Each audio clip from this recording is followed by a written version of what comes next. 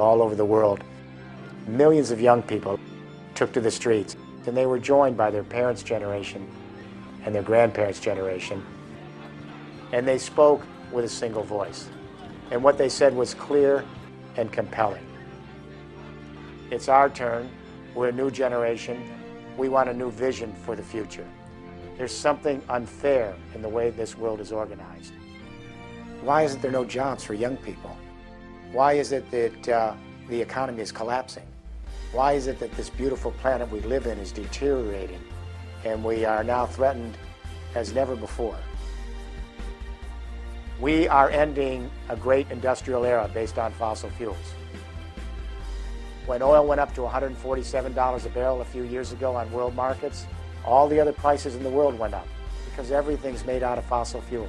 Pesticides, fertilizers, construction materials, power, transport, heat, light, all of it. First, we need to understand that the second industrial revolution based on fossil fuels is now sunsetting. The energies are getting too expensive: coal, oil, gas, uranium.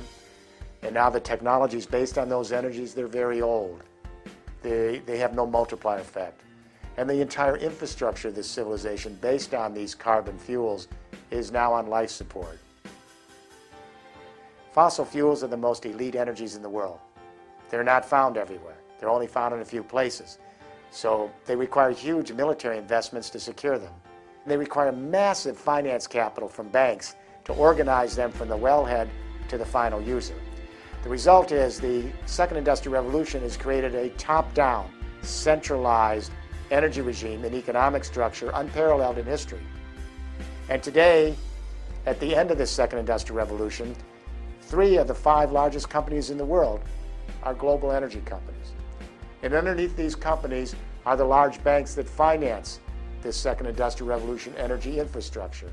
And under the banks are 500 or so global companies who feed off the oil spigot, from telecommunications to transport. And when we put this all together, it's shocking to realize that these 500 companies make up 1/3 of the GDP of the entire world. So we've created this very, very centralized elite second industrial revolution energy, technology, and infrastructure.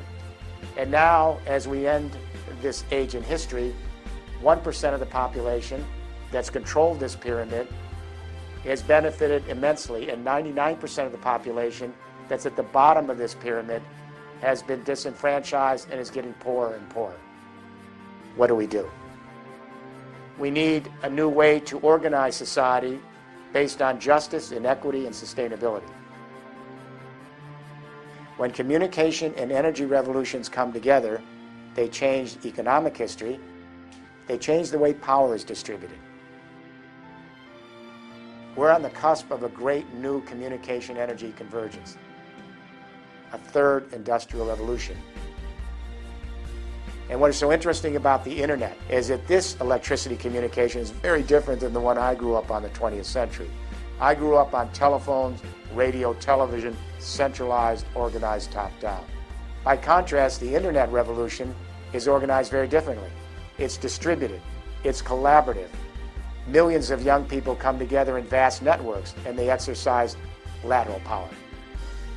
This internet communication revolution is just now beginning to merge with a new energy regime, and we transform the entire electricity grid of the world to an energy internet, so that when millions and millions of buildings are collecting green energy on site, storing that energy in hydrogen like we store media in digit.